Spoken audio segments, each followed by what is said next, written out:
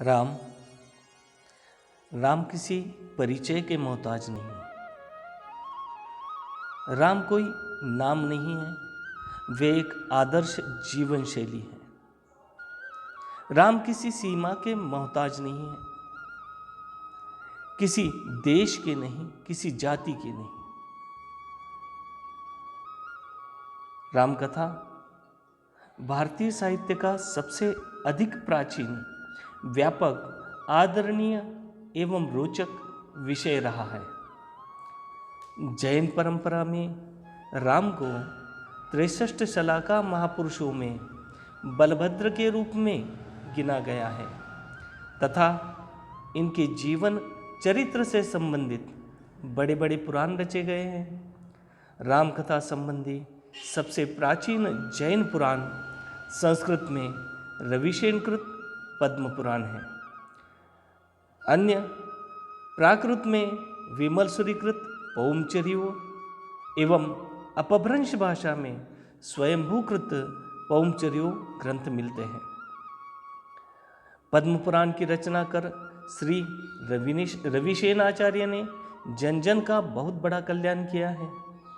श्री रामचंद्र जी अष्टम बलभद्र के रूप में पद्म नाम से प्रसिद्ध थे, अतः उन्हीं के नाम से इस ग्रंथ का नाम पद्म पुराण या पद्मचरित्र प्रसिद्ध है। यह ग्रंथराज प्रथमानुयोग का है, किंतु प्रसंगानुसार अन्य 3 अनुयोगों का भी बहुत ही उत्तम वर्णन इसमें किया गया है। इस ग्रंथराज में 7 महाअधिकार है तथा उत्तर अधिकार 123 है। यह ग्रंथराज 18,501 अनुष्टप श्लोकों में रचा गया है। आचार्य रविशेन नित्य जयवंत रहे, जिन्होंने द्वादशांग श्रुत रूपी महासागर से मंथन करके यह दिव्य महारत्न निकाला है। यह शास्त्र गृहस्थ श्रावकों व मुनि धर्म का पालन करने वालों के लिए अध्यात्म का अमूल्य स्रोत है।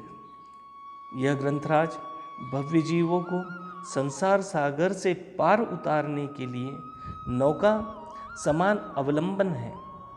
आचार्य रविशेनाचार्य ने पद्म पुराण की श्रुति सुखद हृदयहारी मनोरम रचना करके भव्यों का महान कल्याण किया है। आप विक्रम की 8वीं सदी के आचार्य हैं।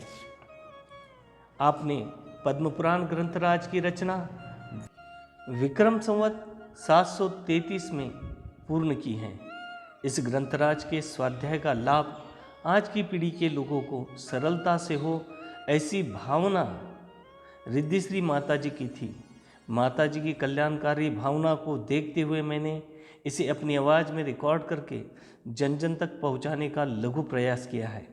सभी भव्य जीव इस पुराण का स्वाध्याय सुन करके कर्मक्षय के लिए सम्यक्त्व व रत्नत्रय को धारण करें, ऐसी विशुद्ध पवित्र कल्याणकारी भावना कामना के साथ प्रथम पर्व मंगलाचरण।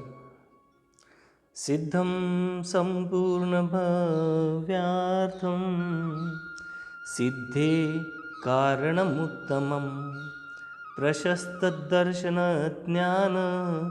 चारित्र प्रतिपादिनं सुरेन्द्र मुकुटाश्लिष्ट पादपद्मांशुकेशरं प्रणमामि महावीरं लोकत्रितयमंगलम।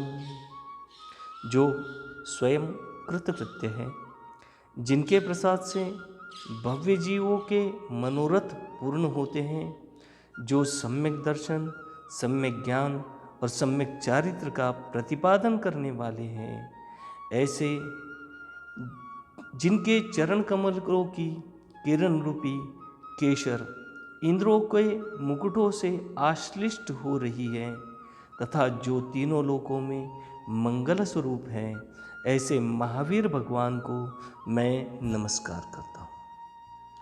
जो योगी थे, समस्त विद्याओं के विधाता और स्वयंभू थे, ऐसे अवसर्पिणी काल के प्रथम तीर्थंकर श्री वृषभ जिनेन्द्र को नमस्कार करता हूँ, जिन्होंने समस्त अंतरंग और बहिरंग शत्रुओं पर विजय प्राप्त कर ली। ऐसे अजितनाथ भगवान को तथा जिनसे शम अर्थात सुख प्राप्त होता है, ऐसे सार्थक नाम को धारण करने वाले संभवनाथ भगवान को नमस्कार करता हूँ। समस्त संसार को आनंदित करने वाले अभिनंदन भगवान को एवं सम्यक ज्ञान के धारक और अन्य मत मतांतरों का निराकरण करने वाले सुमतिनाथ जिनेन्द्र को नमस्कार करता हूँ।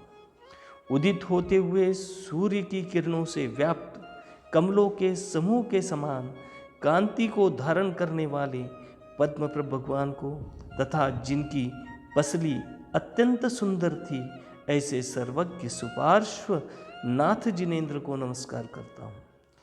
जिनके शरीर की प्रभा शरद ऋतु के पूर्ण चंद्रमा के समान थी, ऐसे अत्यंत श्रेष्ठ चंद्रप्रभ स्वामी को और जिनके दांत फूले हुए कुंद पुष्पों के समान कांति के धारक थे, ऐसे पुष्पदंत भगवान को नमस्कार करता हूँ। जो शीतल अर्थात शांतिदायक ध्यान के देने वाले थे, ऐसे शीतलनाथ जिनेन्द्र को तथा जो कल्याण रूप थे एवं भव्य जीवों को धर्म का उपदेश देते थे, ऐसे श्रेयांशनाथ भगवान को नमस्कार करता हूँ।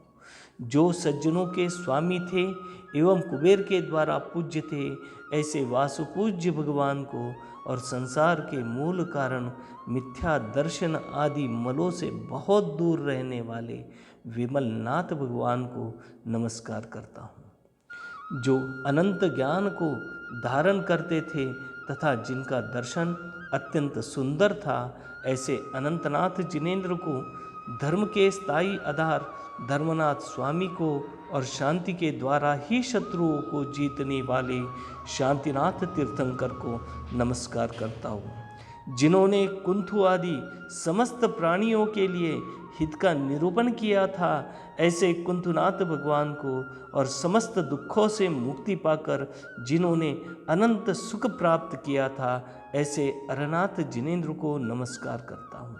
जो संसार को नष्ट करने के लिए अद्वितीय मल्ल थे, ऐसे मलरहित मल्लिनाथ भगवान को और जिन्हें समस्त लोग प्रणाम करते थे तथा सुर असुर सभी के गुरु थे, ऐसे नमिनाथ स्वामी को नमस्कार करता हूँ। जो बहुत भारी अरिष्ट अर्थात दुख समूह को नष्ट करने के लिए नेमी अर्थात चक्रधारा के समान थे, साथ ही अतिशय कांति के धारक थे, ऐसे अरिष्टनेमी नामक 22वें तीर्थंकर को तथा जिनके समीप धर्मेंद्र आकर बैठा था, साथ ही जो समस्त प्रजा के स्वामी थे, ऐसे पार्श्वनाथ भगवान को नमस्कार करता हूँ।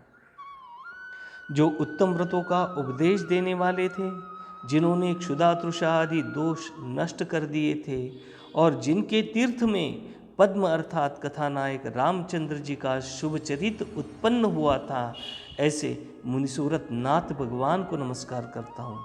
इनके सिवाय महाभाग्यशाली गणधरों आदि को लेकर अन्यान्य मुनिराजों को मन वचन काय से बारंबार प्रणाम करता हूँ। इस प्रकार प्रणाम कर मैं उन रामचंद्र जी का चरित्र कहूँगा, जिनका कि वक्षस्थल पद्म अर्थात लक्ष्मी अथवा पद्म नामक चिन्ह से आलिंगित था, जिनका मुख प्रफुल्लित कमल के समान था, जो विशाल पुण्य के धारक थे, बुद्धिमान थे, अनंत गुणों के गृह स्वरूप थे और उदार उत्कृष्ट चेष्टाओं के धारक थे। उनका चरित्र कहने में यद्यपि शुद्ध केवली ही समर्थ है, तो भी आचार्य परंपरा के उपदेश से आए हुए उस उत्कृष्ट चरित्र को मेरे जैसे शुद्ध पुरुष भी कर रहे हैं, सो उसका कारण स्पष्ट ही है।